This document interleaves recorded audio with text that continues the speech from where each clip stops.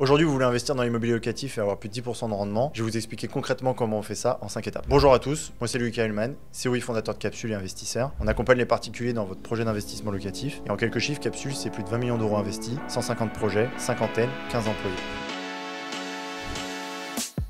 Chaque étape que je vais vous présenter aujourd'hui et dont je vais vous parler va être illustrée aussi par une anecdote que j'ai vécue dans mes différentes années d'expérience dans l'immobilier pour prouver justement, pour expliquer mes propos.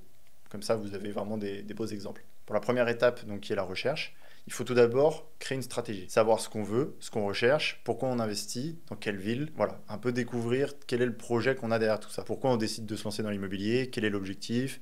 On le fait pour faire un héritage, se créer une retraite, avoir des compléments de revenus. Il faut savoir exactement ce qu'on veut. Si on veut justement avoir des compléments de revenus, on va peut-être augmenter le risque pour faire des projets en Airbnb ou colocation dans des villes étudiantes ou des villes qui sont appropriées pour ça. Si on veut faire une retraite, donc dans le temps, et investir pour avoir des revenus plus tard et dans quelque chose de patrimonial, on ira se localiser en cœur de ville dans des villes très dynamiques et très porteuses. Si on a vraiment pour objectif de créer un patrimoine pour nos enfants, l'idée est vraiment de se localiser et d'être sur l'emplacement et être en cœur de ville. C'est le plus important pour voir le long terme. L'idée, c'est de tout d'abord comprendre s'il faut une stratégie court, moyen et long terme dans votre projet d'investissement locatif. Ce sera essentiel pour créer une stratégie durable et intéressante et qui correspond à vos objectifs et à vos besoins. Ensuite, une fois que la stratégie est bien ficelée, qu'on sait ce qu'on veut et ce qu'on cherche dans l'immobilier, eh bien, on va aller faire l'analyse des biens. On va aller chercher et faire une analyse poussée des biens qu'on va visiter.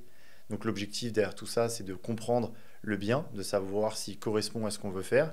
Est-ce qu'il peut être fait en colocation, en Airbnb, en location classique, en fonction de nos objectifs.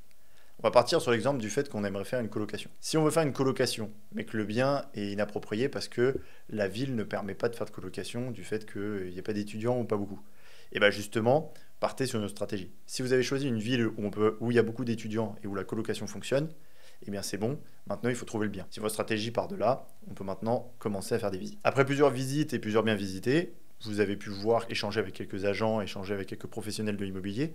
Ils ont pu vous parler de la tendance du marché, savoir ce qui s'y passe et justement comprendre un peu comment faire une colocation rentable dans la ville. L'objectif là, et ce qui va être très important, c'est de comprendre où est-ce que les étudiants se logent sur la ville, dans quel quartier, pourquoi et en même temps à quel prix. Vous pouvez faire des annonces fictives sur le Bon Coin pour tester le marché, savoir s'il y a des demandes en fonction des quartiers et en fonction de la qualité de travaux que vous allez pouvoir mettre dedans. Et l'objectif, c'est vraiment d'identifier les besoins pour votre projet. Est-ce que la colocation en 2 chambres, 3 chambres, 4 chambres ou 5 chambres, même de monter en co-living avec plus de chambres encore, est rentable et intéressant sur votre ville? Je sais qu'il y a différentes villes où on peut louer des colocations en 2 chambres et en 3 chambres, ça commence à être compliqué au-dessus de 4. Donc il faut bien savoir comment est fait votre ville, comment sont les étudiants dedans, et si la cible sera en accord avec votre produit et votre projet. Une fois que l'analyse est faite sur les différents biens, que vous avez pu trouver des biens qui vous intéressent, on va maintenant faire la négociation. Donc l'idée maintenant ici, c'est de négocier, trouver justement les biens qui vous intéressent et de pouvoir avoir un prix cohérent avec les travaux que vous allez pouvoir faire. Donc du coup, on va commencer les négociations. Les agents immobiliers vont pouvoir vous dire à quel prix c'est possible d'y aller, la marge possible sur le projet, et de rester cohérent avec le vendeur et vous, vos objectifs. Parfois, un bien n'est pas intéressant le premier jour, il reste sur le marché pendant 2 ou 3 mois, il sera intéressant du coup de revenir et de renégocier à ce moment-là. Donc vous pouvez toujours suivre et être actif sur le marché. L'objectif n'est pas de se dire que je veux investir tout de suite, il faut être actif pendant une période quand même assez longue. Donc être sur une période de 2, 3 ou 4 mois au minimum pour être familiarisé avec le marché, que les agents immobiliers vous voient souvent et qu'on ait une présence assez active sur le marché pour qu'on puisse penser à vous quand il y a des belles opportunités qui sont là. Une fois que vous avez réussi à négocier un bien et que vous êtes positionné sur un projet après une belle négociation, on va pouvoir du coup passer au chiffrage. Comment on chiffre? C'est là qu'est toute la question et de trouver le bon partenaire au niveau des travaux. Tout début, faites passer 2 ou 3 sociétés de bâtiments pour vous faire un chiffrage. Partez toujours du principe de base qu'il faut 800 € du mètre carré pour une rénovation assez classique et monter entre 1000 et 1002 si on veut faire plus. Isolation des murs périphériques, changer des fenêtres, refaire l'électricité, ça peut même monter jusqu'à 1500 € du mètre carré. Donc vous pouvez déjà partir sur ces bases-là avant de faire des devis. Et pour vos estimations, quand vous aurez trouvé un bien qui vous intéresse, et pour formuler des offres assez rapidement, parce que parfois il faut savoir être rapide. Une fois que vous avez pu faire tout ça, faites venir des artisans, 2 à 3 sociétés de bâtiments, pour vous faire des estimations et pour vous faire en même temps des devis. Si les devis collent à vos estimations et que le projet est toujours intéressant, et ben vous pouvez vous lancer et avancer sur le compromis. Dans chaque étape, du coup, je vais illustrer mon propos par une anecdote, par mon expérience. Et du coup, pour cette première étape, pour la partie recherche, justement, ma première anecdote, ça va être pour un bien que j'ai trouvé, que j'ai acheté il y a maintenant 2 ans, où c'était un marchand de biens qui vendait un logement dans un immeuble. J'étais pas au courant que c'était un marchand. L'appartement était là depuis un moment, il n'était pas très intéressant, a pris un CO. J'ai quand même décidé d'aller le voir, parce que ça faisait un moment qu'il était là. Je pars en visite, et il m'explique qu'en fait, il vend tout l'immeuble, mais qu'il n'a pas forcément mis ça en vente parce qu'il y a des locataires en place. Je continue de discuter avec lui, je creuse pour avoir les prix sur les autres logements, et je me rends compte qu'il vend très peu cher le rez-de-chaussée. Et qu'en fait, c'est un grand appartement de 100 mètres carrés où on pourrait facilement découper parce que c'est 3 lots. Et donc faire un studio et 2 T2. Au final, ce que j'ai fait, c'est que je me suis positionné sur le rez-de-chaussée. J'ai acheté un seul et même appartement de 100 mètres carrés, mais qui était 3 lots. Je les ai découpés, je les ai revendus. L'idée là-dessus, c'était vraiment de pouvoir faire une opération rapide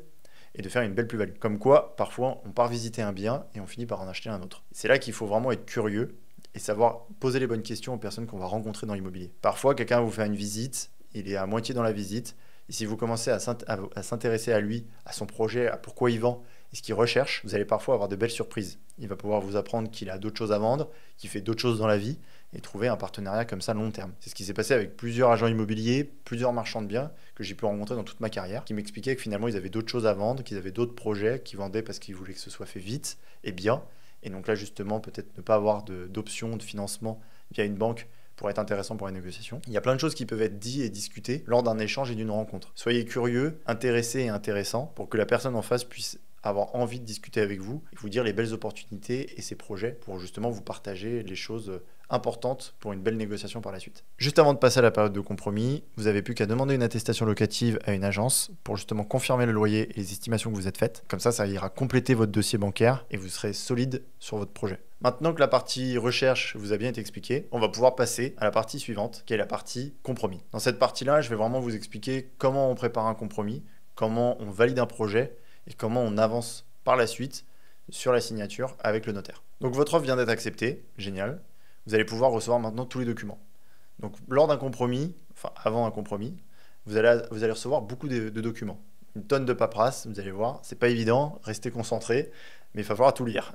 Ça peut parfois faire entre 50 et 1000 pages si vous achetez un immeuble, mais en tout cas, bonne chance, vous allez réussir. Il faut réussir à tout lire et bien étudier. Sur la partie compromis, vous allez avoir plusieurs documents. Vous allez recevoir les PV d'AG, qui sont les comptes rendus des assemblées générales des années précédentes et de l'année dernière.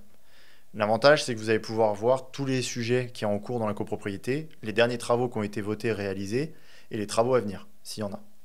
L'idée, c'est de pouvoir savoir un petit peu où en est la copropriété, ce qui se passe dedans, quel est le dynamisme de celle-ci, est-ce que les copropriétaires sont souvent en désaccord, est-ce qu'ils sont en accord souvent, est-ce que c'est une copropriété qui est active, qui avance. L'idée, c'est vraiment de savoir où on en est et l'état actuel de celle-ci. Donc les PV d'AG sont très intéressants, donc vous aurez normalement les 3 derniers le jour de l'acquisition. Ensuite, vous allez recevoir les diagnostics. Sur les diagnostics, vous allez pouvoir avoir plusieurs informations. Il y a le diagnostic loi Carrez, il y a aussi le diagnostic, le DPE, le fameux, sur l'électricité, qui sont les deux qui nous intéressent le plus. Là, c'est de savoir justement avec le DPE en quelle lettre est le logement et comment le remonter si nécessaire. Parfois, maintenant, aujourd'hui, beaucoup de logements sont en F ou en G, et nous, on va justement aller pouvoir chercher de le remonter en D, pour être tranquille jusqu'en 2035. C'est ce que la loi climat nous recommande. Donc là, l'idée, c'est de voir avec la personne qui va s'occuper des travaux, donc l'artisan, pour voir avec lui, pour justement travailler sur une rénovation énergétique. Donc du coup, faire l'isolation des murs périphériques, c'est nécessaire, ou bien d'installer une pompe à chaleur. Généralement, c'est les deux choses qui permettent de bien remonter le DPE. Ça, c'est inscrit dessus, c'est en deuxième page. Je vous mettrai ici un petit DPE pour vous montrer où est-ce que ça se fait. Et justement, vous pourrez voir tout ça de plus près. C'est assez facile à comprendre. Les DPE sont très bien expliqués. Et vous avez des petits schémas explicatifs qui vous disent où est-ce que vous avez des perditions. Une fois que le DPE a été étudié, on a la loi Carrez. Là, ce qui est intéressant, c'est d'avoir le plan et de savoir si la Carrez, donc les mètres carrés que vous achetez, sont bien les bons. Parfois, les agents immobiliers vous disent qu'un logement en fait 30 et finalement, quand le DPE arrive, quand le diagnostic arrive, il en fait 20. Donc là, faites bien attention avec le diagnostic de loi Carrez, d'avoir justement des lois Carrez bien identiques à ce qui avait été prévu lors de la négociation initiale. Parce qu'un bien acheté à 3 000 € du mètre carré pour 25 mètres carrés, ce n'est pas la même chose qu'un même bien qui finalement fait 20 mètres carrés acheté 3 000 € du mètre carré. Il y aurait normalement une baisse de prix. Donc là-dessus, pensez bien à regarder et renégocier si nécessaire. Une fois que vous avez regardé tous ces documents, vous allez avoir d'autres documents à côté, donc des comptes rendus de syndic, quelques informations complémentaires sur le bien. Vous allez recevoir aussi tout ce qui va être la taxe foncière et les charges de copropriété pour savoir si, pareil, les dires de l'agent immobilier ou du vendeur étaient les bons le jour de la négociation. Donc si les charges de copropriété sont bien de 1 000 €, si c'est ce qu'on vous avait dit, pareil pour la taxe foncière. Donc là, l'idée, c'est de vérifier toutes les informations qu'on a pu vous donner le jour de la négociation et d'avancer sur un projet qui est bien serein et réaliste. Une fois que tous les documents ont été étudiés par votre part, que vous avez pu tout regarder, n'hésitez pas, si vous avez des questions, à poser celles-ci au notaire. Il est là pour vous conseiller, vous accompagner. Creusez. Posez des questions au notaire, à l'agent immobilier, au vendeur. Allez-y. N'hésitez pas à poser toutes les questions avant de vous engager dans le compromis et de signer. Du coup, dans l'étape précédente, vous avez fait passer plusieurs sociétés de bâtiments sur votre chantier. Pour la sélectionner, c'est simple. Il y a le prix, oui, mais ce n'est pas la seule raison. Il faut aussi aller sur leur chantier, voir ce qu'ils ont déjà fait, s'ils ont plusieurs réalisations, échanger potentiellement avec des clients avec qui ils ont déjà travaillé, justement de creuser un peu. Une société de bâtiment, c'est très important. Si ça se passe mal, vous pouvez être bloqué, avoir beaucoup de frais qui n'étaient pas compris, et ça peut vraiment partir en cacahuète. Donc là-dessus, il n'y a pas de cadeau, il faut vraiment aller checker toutes les sociétés de bâtiments, vérifier leur travail, voir les finitions, échanger avec d'autres clients qu'ils ont déjà eu. Une fois que du coup tout ça a été étudié, on a pu répondre à toutes vos questions, en parallèle, vous allez pouvoir en même temps, avec les artisans, discuter du devis et vérifier chaque budget. Sur un devis qui est de 40 000 € par exemple pour une rénovation globale d'un logement, regardez bien si l'artisan a tout compris, si le DPE va pouvoir bien remonter en D, si tout a été prévu comme initialement lors de la négociation du bien et de ce que vous imaginez. Donc faites bien attention sur les différentes sociétés de bâtiments que vous aurez pu sélectionner avec plusieurs devis, allez bien regarder si justement ils ont bien tout compris dedans et que dans le devis il n'y a pas d'oubli pour éviter les travaux supplémentaires, les fameux TS après. Une fois votre société de bâtiment choisie, que vos budgets sont validés, que l'ensemble des documents ont été étudiés et que le notaire a pu répondre à toutes vos questions, eh bien vous êtes prêt. Vous pouvez signer votre compromis et avancer sur votre projet. Savoir qu'une fois que le compromis est signé, vous avez 10 jours de rétractation avant de pouvoir vous retirer si jamais on vous dévoile des surprises. Et aussi, à la fin, ne surtout pas oublier les conditions d'obtention de prêt. Si vous achetez un bien par exemple à 100 000 €, vous avez 40 000 € de travaux et 8 000 € de frais de notaire environ, ils sont de 8%, vous avez un projet qui sera au global de 148 000 €. Souvent, les notaires et les vendeurs vont mettre que vous financez 100 000 €. Si vous mettez en plus 10 ou 15 000 € d'apport, on vous mettra 85 90 000 €. Ce qui n'est pas vrai. Parce qu'en fait, vous allez chercher un financement à 148 ou au moins à 130 ou 140, plus votre apport. Du coup, faites bien attention à ça. Parce que si demain, vous venez avec des refus, 2 refus de banque ou 3 refus de banque, avec des montants à 140 000, mais que c'est inscrit sur le compromis 90 ou 100 000, ils vous seront refusés et il faudra aller chercher des refus en dessous. Le problème, c'est que parfois, les banques pourraient vous valider un financement à 90 000 et non à 140, surtout avec une enveloppe de travaux de 40 000 €. Faites bien attention à mettre du coup dans les conditions de financement sur le compromis les bonnes conditions. Le bon montant, un taux qui est assez large, pour prévoir large, et une durée de financement aussi assez large. Comme ça, pas de surprise, vous voyez large et vous êtes tranquille. L'idée aussi, c'est de prendre au moins 2 mois en condition d'obtention de prêt. Comme ça, vous avez 2 mois pour obtenir vos offres et avancer sur votre projet. Et généralement, les banques mettent 30 jours, les notaires mettent 30 jours ou 45 jours. Mettez 60 jours pour bien discuter et pouvoir négocier avec votre banquier, voire votre courtier. Pour vous raconter une anecdote, du coup, avec un notaire, heureusement que j'en ai un très bon, il m'a sauvé la vie une fois, ou du moins, il m'a fait économiser de l'argent. Je vais vous raconter. J'allais acheter un appartement en rez-de-chaussée, et en fait, il s'est avéré qu'au bout de 2 mois, elle n'avait jamais reçu, ma notaire, le document qui stipule au niveau des impôts fonciers disant que le logement est bien existant et qu'il est déclaré chez eux. Elle n'a jamais reçu le logement parce que les impôts fonciers ont dit que pour eux, il n'y avait pas d'appartement à cet endroit-là et que pour eux, c'était une cour. En fait, il s'avérait que dans l'immeuble, anciennement, c'était une cour qui avait été transformée en billard, club de billard, et puis en logement. Et en fait, l'ancien propriétaire n'avait jamais déclaré ça. Il s'avère que ça a été fait il y a plus de 20 ans, donc il y avait juste besoin de faire une déclaration pour que le logement soit officiel au niveau des impôts fonciers. Le notaire me l'a indiqué, il m'a dit qu'à l'heure actuelle, dans cet état-là, on n'achetait pas un appartement. Moi, j'ai dit, après 2 mois, alors que j'avais déjà le financement, j'ai dit au vendeur que je n'étais pas forcément intéressé d'acheter dans ces conditions, ou bien que je voulais négocier. Le vendeur m'a dit qu'après un engagement de 2 mois, il préférait vendre que repartir dans des négociations pour retrouver un autre acquéreur. J'ai du coup négocié plus de 5 000 € sur le bien, et ça m'a permis de faire une belle négociation en plus et de pouvoir faire un peu plus de travaux dans le logement. Sachant qu'après, j'ai appelé les impôts fonciers, fait une demande et en 1 ou 2 heures de travail et de paperasse, j'ai pu avoir le logement déclaré en tant que logement justement au niveau des impôts fonciers. Parfois, une bonne info au bon moment peut permettre de bien négocier un projet et de changer un petit peu la donne. On a eu ça dans plusieurs autres projets où justement les documents qu'on demandait n'étaient pas là, où le logement était déclaré d'une mauvaise manière et on a pu se renseigner auprès de l'urbanisme, auprès des impôts fonciers pour justement renégocier avec le vendeur et en même temps après déclarer vis-à-vis d'eux pour avoir un logement justement en bon état et en bon uniforme à ce niveau-là. Comme quoi, avoir un bon notaire qui vous donne les bonnes infos, ça vous permet d'acheter dans de bonnes conditions, de renégocier et de faire un projet qui a du sens. Maintenant que l'étape du compromis est terminée, que vous avez étudié tous les documents, que tout est bien et que le projet est prêt pour avancer, vous pouvez signer votre compromis. Vous avez maintenant 10 jours de délai de rétractation. Normalement, on devrait ne pas les utiliser si on a bien travaillé. On rentre dans la période de financement. Donc vous pouvez tout de suite aller voir votre banquier ou bien échanger avec votre courtier. Il faut faire un dossier béton. Il faut vraiment lui donner tous les devis, tout votre projet, savoir vraiment où est-ce que vous voulez aller et quel est le projet. Donc lui faire le calcul de rentabilité, lui montrer que le projet est rentable, qu'il s'autofinance au pire et qu'il y a même du cash flow si nécessaire, si besoin, si possible.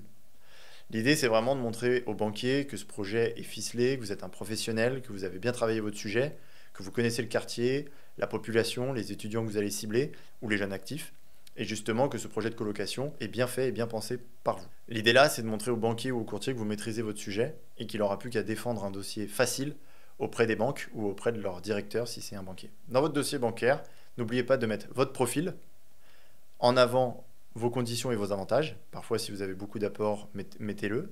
Dites-le que vous avez beaucoup d'apports pour le projet et que vous avez beaucoup de liquidité. Si vous avez un CDI, un métier qui est stable, dites-le aussi avec un bon salaire. Si vous avez des conditions et des choses qui sont vraiment à mettre en avant, n'oubliez pas de les mettre dans votre dossier. À côté de ça, ajoutez tout le projet, tout le côté immobilier. Mettez tous les frais, calculez bien tout le projet, avec tout le calcul de rendement et en même temps tout le projet bien ficelé avec tous les budgets vérifiés. Comme ça, quand vous viendrez voir votre courtier ou votre banquier, vous avez tous les devis, la taxe foncière, les charges de copropriété, vous avez déjà votre expert comptable avec qui vous ferez votre comptabilité, vous avez vraiment tout votre projet. Une fois que tout ça est fait, que le rendement est déjà là et que vous avez fait les bons calculs, votre banquier, votre courtier se dit super, j'ai un dossier béton, je peux aller chercher un financement qui sera en concordance avec ça. Une fois que vous avez transmis tous les documents et que votre courtier ou votre banquier part à la recherche, vous n'avez plus qu'à vous attendre, qu'ils reviennent vers vous avec des relances bien sûr.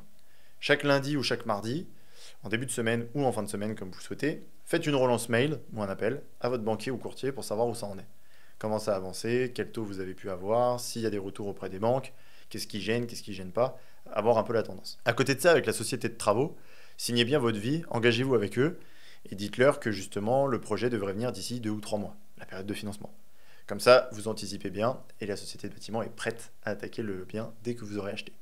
L'objectif là, c'est de pouvoir enchaîner dès l'acquisition, pour ne pas perdre de temps et pouvoir louer le plus rapidement par la suite. Pendant ces 2 mois, donc du coup pendant que vous cherchez le financement, vous allez avoir des propositions, des offres de différentes banques, ou de votre banquier ou de votre courtier, en fonction de par qui vous passez. En même temps que ça, vous allez valider toutes les choses, vous allez pouvoir penser l'aménagement avec les plans, penser la décoration, savoir dans quel thème vous allez aller, quelle déco, quelle gamme de prix vous allez faire en termes de locatif, tester le marché locatif. Vous allez pouvoir faire tout ça, prendre le temps un peu sur ce projet pour finaliser tout ça, pour vraiment aller finir les choses et comprendre son projet dans l'entièreté. Pour raconter une anecdote du coup sur l'étape de financement, une fois j'avais fait un financement avec une banque que je connaissais en direct, qui m'avait proposé un taux, c'était à l'époque, à 3% sur 20 ans. Et bah, je comptais partir sur cette option-là, qui était une plutôt bonne option. Et en même temps, à côté de ça, mon courtier me relance en me disant ah bah, t'en es où? Est-ce que tu as réussi à trouver une proposition? Moi, je lui envoie en disant que j'ai eu ça. Et il m'a dit attends de voir, moi je connais bien cette banque, on peut peut-être avoir mieux. Je lui dis d'accord, mais va pas me faire sauter ma proposition parce que je suis déjà plutôt heureux avec celle-ci. Et ben, il s'avère que le courtier a pu négocier 2,7%, donc on a baissé de 0,3% le taux, et à côté de ça, avoir justement une durée de 25 ans et un différé de 6 mois. Donc j'avais pas de différé. Donc il a quand même obtenu de belles et de meilleures conditions par rapport à ce que j'avais en direct, malgré le fait qu'il ait questionné la même banque. Il a pu avoir son réseau qui a pu travailler justement sur ce dossier et retravailler un peu la négociation parce qu'il savait qu'il y avait une marge possible là-dessus. Je lui ai dit s'il n'était pas sûr de ne pas aller travailler sur le projet. Il m'a dit qu'il pouvait vraiment avoir mieux et que je lui fasse confiance. C'est ce que j'ai fait, je lui ai fait confiance et du coup, pour le coup, on a eu une belle proposition, bien plus intéressante. Ça m'a permis de faire encore plus de rentabilité sur mon projet et d'avoir justement 6 mois de trésorerie possible avant de me lancer et avant de devoir payer la mensualité totale du prêt. Beaucoup de personnes n'aiment pas forcément les courtiers parce qu'ils prennent une commission en plus de la banque. Et parfois, je sais que je me rappelle d'avoir payé 3 000 €, il m'a fait rapporter beaucoup plus sur mon projet, surtout sur 25 ans. Maintenant que vous avez le financement, que tout est bon, on va pouvoir passer à l'acquisition et ensuite aux travaux. Du coup, l'étape 4, ça va être les travaux. Vous avez eu votre offre de prêt, vous avez acheté, tout est bon, on achète le bien, on récupère les clés et on prévient l'artisan dès que possible de pouvoir commencer. L'idée, c'est que généralement, une semaine à 10 jours avant, vous allez pouvoir avoir la date d'acquisition. Dès que vous avez la date d'acquisition, prévenez l'artisan en lui disant de pouvoir commencer les travaux quelques jours après. Une fois que tout ça est bon et que vous avez prévenu les différents acteurs, vous achetez, vous récupérez les clés et l'idée, c'est de pouvoir ensuite enchaîner sur les travaux. Le lancement des travaux, c'est aujourd'hui et les artisans commencent à s'installer dans le logement. Vous vous lancez donc avec la société de bâtiment que vous aurez choisie, avec qui vous avez bien étudié le devis, avec qui vous avez prévu l'ensemble du projet. Ils se lancent dans les travaux, à vous de maintenant suivre. Ils se lancent dans le projet. Dès le lundi, vous allez pouvoir dire avec eux et voir avec eux, faire un point sur le lancement de celui-ci, voir s'ils ont acheté bien tous les matériaux, installer le chantier, préparer celui-ci pour pouvoir se lancer. Généralement, la première étape est la démolition et l'installation pour pouvoir ensuite commencer à peindre, rénover, faire les sols, la salle de bain, la cuisine, toutes ces choses-là, puis l'électricité. Pendant la période des travaux, je vous conseille toujours de passer sur le chantier assez fréquemment. Toutes les 1 semaine, 10 jours, 2 semaines grand maximum, pour voir l'avancée et que les artisans avancent bien. Vous pouvez toujours voir avec eux pour qu'ils vous envoient des photos chaque semaine pour justement voir où en est le chantier. L'idée, c'est de bien suivre et de ne pas se laisser déborder par les choses et les événements. Se rendre sur place permet vraiment de suivre précisément le projet, d'échanger avec les artisans en direct et de savoir s'ils ont des problèmes.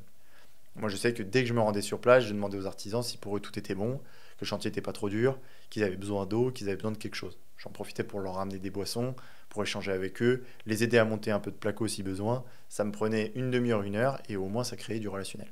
Ils sont contents, ils voient que le client est impliqué, et si demain il y a des petites finitions à ajouter ou des choses comme ça qui n'étaient pas prévues, ils vous font sûrement cadeau, parce que vous êtes un client agréable, gentil. Il n'y a pas beaucoup de clients qui sont très sympas avec les artisans. Donc du coup, vous serez différencié et vous allez pouvoir créer une relation sur le long terme si demain vous faites d'autres projets. Le chantier avance, tout se passe très bien. On va pouvoir passer et se demander où on en est sur la décoration et l'aménagement. Donc normalement, vous aviez déjà aménagé le logement. Tout est bon, tout est installé, le logement est prêt. Et on va pouvoir maintenant passer à la décoration et aux meubles. Une fois qu'on passe à ça, moi je vous demande toujours de faire... L'idéalement, moi je passe toujours par un architecte ou un décorateur d'intérieur, c'est toujours mieux. Ça permet d'avoir quelqu'un qui suit les tendances, qui sait ce qui fonctionne, et en même temps d'adapter à votre cible. Ne faites pas une chambre à thème d'enfant ou de bébé si c'est pour une colocation étudiante. Si c'est pour une colocation étudiante, pensez bien à mettre une armoire et un bureau dans chaque chambre. Avec des lits doubles, c'est super. Et pensez justement par rapport à votre cible. Les bureaux, c'est hyper important, l'armoire aussi, pour ranger leurs vêtements, et le lit double aussi. C'est spacieux, c'est agréable, ils ont besoin de dormir et de travailler et de ranger leurs vêtements, c'est l'essentiel. Pour la cuisine, pareil, pensez à une cuisine idéale et optimisée pour des étudiants. Vous n'avez pas besoin de faire un grand plan de travail, un îlot central pour viser des étudiants. Ce n'est pas une famille et un grand cuistot que vous allez avoir dans le logement. C'est assez rare qu'un étudiant fasse beaucoup de cuisine. On est généralement sur des pattes. Dans l'idée, c'est de pouvoir être justement en cohérence avec la cible. Donc de pouvoir faire quelque chose qui correspond au locataire que vous allez avoir. En l'occurrence, sur une location, c'est justement de pouvoir avoir ces différents éléments intéressants pour des étudiants. Transmettre ces éléments-là à un architecte ou un décorateur d'intérieur est essentiel pour qu'il vous fasse une décoration cohérente et sympa pour des étudiants.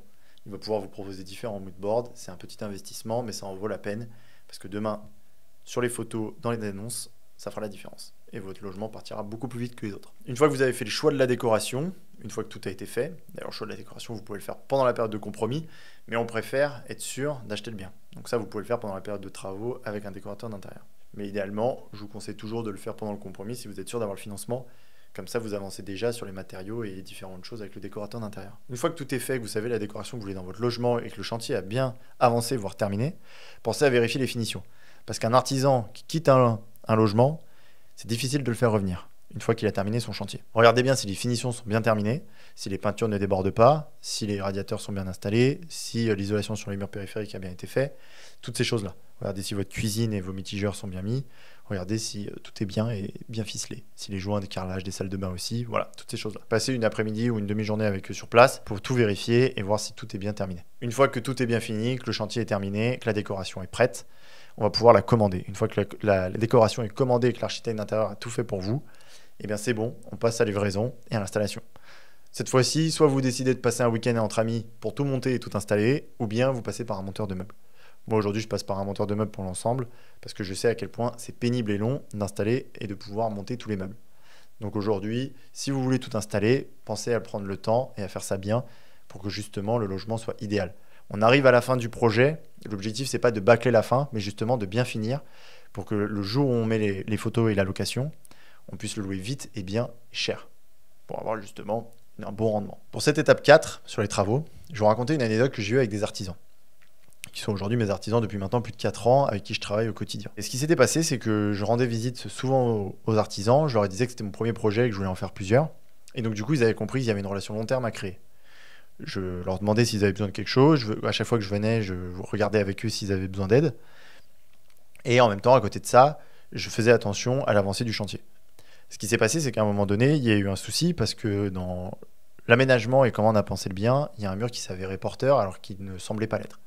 On a finalement redessiné celui-ci très rapidement, on a vu ça ensemble directement sur place et l'aménagement était encore mieux que ce qu'on avait prévu de base. Il y avait normalement un TS qui devait être prévu pour faire tomber un autre mur et remonter une petite cloison à côté. Il a décidé de ne pas me la faire payer parce que je payais en temps, en heure, j'étais rapide et efficace sur les décisions. Il savait ce que je voulais et il savait que je pouvais faire d'autres projets par la suite. L'idée était là, c'était justement de pouvoir être clair, précis et honnête et transparent avec l'artisan en comprenant ses besoins et ce dont lui il avait envie pour justement avancer vite sur le chantier. Un artisan, son objectif c'est d'être le moins de temps possible sur un chantier et de ne pas être bloqué pour ensuite passer à un autre chantier. Si vous avez compris ça et que vous êtes rapide et efficace et que vous payez vite parce qu'il a besoin de fonds de roulement pour acheter le matériel nécessaire pour ses chantiers, vous comprenez ce qu'il veut et derrière il peut vous faire des cadeaux parce que le temps que vous lui faites gagner, c'est aussi de l'argent. Maintenant qu'on a terminé l'étape 4, on passe à la dernière étape, les finitions, la mise en location. Cette étape, il faut faire très attention. J'ai vu beaucoup d'investisseurs la bâcler, passer très vite à autre chose et ça ne permettait pas justement de faire quelque chose de propre et finalement la beauté de l'appartement n'était pas rendue sur les annonces et pour la location. Juste avant la fin des travaux, au moment où vous rendez le logement, vous pouvez déjà questionner quelques agences en local, savoir leur prix, ce qu'ils font, combien ils pourraient prendre pour une gestion, si vous décidez de déléguer cette partie-là ou si vous décidez de la faire vous-même, c'est comme vous voulez. Moi, je vous conseille, surtout pour une colocation, de déléguer. Les étudiants, après, vont vous envoyer des éléments tout le temps. Donc, moi, je vous conseille de déléguer vraiment l'entièreté de ce projet, la partie gestion. C'est un projet de colocation, donc on va avoir une société de gestion classique. Si c'était un projet de Airbnb, on serait allé voir justement une conciergerie. Les conciergeries prennent généralement 15 à 25% du loyer que vous allez percevoir grâce à eux. Et une société de gestion locative va prendre entre 4 et 8%. Je vous conseille toujours de prendre une gestion locative en local qui a un portefeuille assez conséquent. Ils ont un gros réseau et sont souvent sollicités par les locataires. Vous allez pouvoir avoir vite un locataire et trouver rapidement quelqu'un à un bon prix. Et en plus de ça, ils pourront vous conseiller au mieux sur le prix à pratiquer. L'agence immobilière avec qui vous avez déjà échangé, qui a pu faire votre attestation locative, s'il y en a une ou deux, vous pouvez justement leur envoyer un mail en leur disant que le projet se concrétise et que le logement sera bientôt fini, voire qu'il est déjà terminé. Vous pouvez les inviter et prendre rendez-vous directement sur place pour qu'ils voient le logement et qu'ils remarquent la qualité du travail que vous avez fait, pour vous confirmer le loyer. Parfois, ils vous diront qu'ils peuvent peut-être finalement louer plus cher au vu des conditions, de la prestation que vous avez pu produire. À ce moment-là, l'objectif maintenant, c'est de choisir le partenaire sur le long terme que vous allez avoir. Si vous décidez toujours pas de le faire tout seul. Donc vous allez pouvoir questionner l'agence immobilière en sachant comment eux ils procèdent, est-ce qu'ils demandent souvent l'avis au propriétaire, si vous voulez être souvent dérangé ou non, et s'ils sont assez autonomes sur la gestion. Une fois que tout ça est fait et que tout est réglé, vous pouvez choisir le partenaire sur le long terme avec qui vous allez travailler en gestion. Vous venez de choisir votre agence immobilière avec qui vous allez travailler et votre partenaire pour le long terme. Ils vous proposeront naturellement une assurance et une garantie loyer payé. Pour les colocations, généralement les étudiants sont assez bons payeurs, il y a les parents derrière qui sont cautionnaires, je vous déconseille de la prendre. Si les locataires sont bien choisis et que vous faites une bonne étude des candidats, il n'y aura pas de sujet et de problème pour la location. Donc je vous conseille de ne pas la prendre, ça vous fera toujours d'économies et plus de rendement. Maintenant que l'agence a été choisie pour votre projet, vous allez pouvoir faire le ménage et passer pour faire des belles photos dans le logement. Je vous conseille toujours de prendre un photographe ou de faire une visite virtuelle, ça permettra de louer plus vite et d'avoir des belles photos pour les annonces. Une fois que le logement est propre, bien nettoyé, bien pris en photo, et vous pouvez faire des super annonces. Soit vous le faites tout seul de votre côté, soit l'agence immobilière s'en chargera. L'idée là, c'est d'avoir un appartement qui est nickel, bien terminé, prêt à la location pour un beau projet. Maintenant que tout est prêt et que le logement a pu être loué, par votre partenaire en gestion. Dites bien à la gestion de gérer au mieux le logement et de pouvoir justement être autonome s'il y a des petites réparations en dessous de 50, 100 ou 150 euros, comme vous le souhaitez, et de justement ne pas avoir à vous demander s'il y a des réparations de moins de 100 ou de 150 euros. L'objectif derrière tout ça, c'est d'être le moins dérangé et que la gestion se fasse en autonomie. Si l'agence immobilière a une ampoule à changer et qu'il doit payer une intervention pour un toilette cassé, si toutes ces choses-là, eh ben, ils agissent, les artisans passent et derrière, ils vous réduisent ça sur les loyers que vous allez pouvoir encaisser le mois suivant. L'idée, c'est d'optimiser, de ne pas se faire déranger et de penser aux projets qui arrivent par la suite. Pour l'anecdote sur cette partie-là, c'est une agence immobilière avec qui je travaille maintenant depuis 4 ans aussi, où au tout début, j'ai pu négocier un taux préférentiel parce que justement, j'avais dit aussi que j'allais faire plusieurs investissements. Ils m'ont fait baisser leur taux qui était à 7%, à 4%, et aujourd'hui, il est même à 2,9 voire 3% parce qu'ils gèrent tout pour moi, s'occupent de tout et me questionnent pour rien. L'idée, c'est de leur faire gagner du temps et le plus long parfois, c'est les échanges entre l'artisan, le propriétaire et l'agence. Si l'agence n'échange qu'avec l'artisan et qu'il sait qu'il est libre pour faire les travaux comme il veut, eh ben, il peut avancer et lui, il ne perd pas de temps. L'idée derrière, c'est de pouvoir justement faire gagner du temps à tous vos partenaires et d'avancer là-dessus. J'ai comme ça pu avoir 2% de taux de gestion à la place de 7%, tout en pouvant faire gagner du temps et de l'argent à mon partenaire. Dans chaque étape, de toute manière, que ce soit le courtier, le notaire, la société de travaux, les artisans ou la société de gestion, pensez toujours à leur intérêt, leur temps et la gestion qu'ils prennent sur votre projet.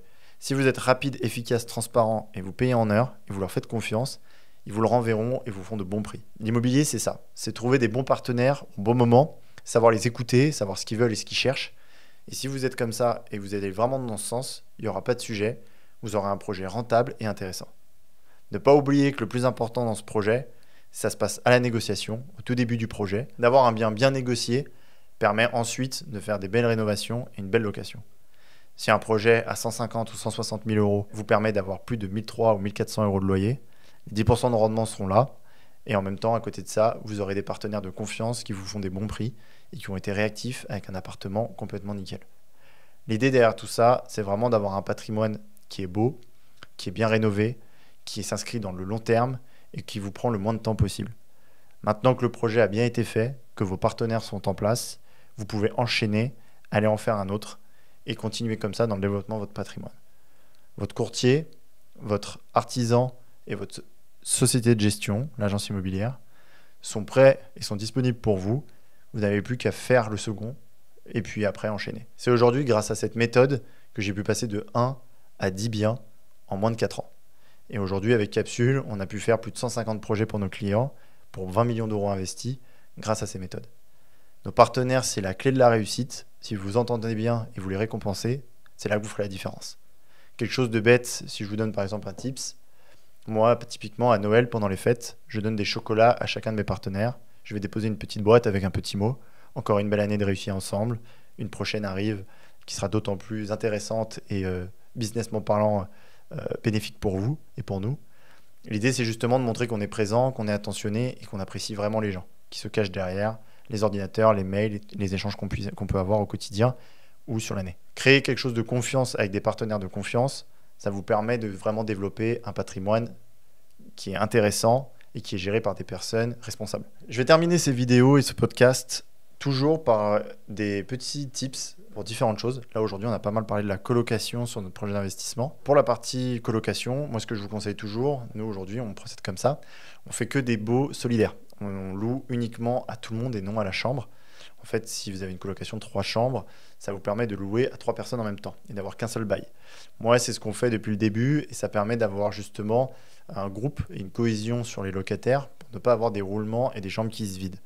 J'ai un appartement comme ça qui est en colocation de 3 chambres depuis maintenant longtemps, depuis un moment.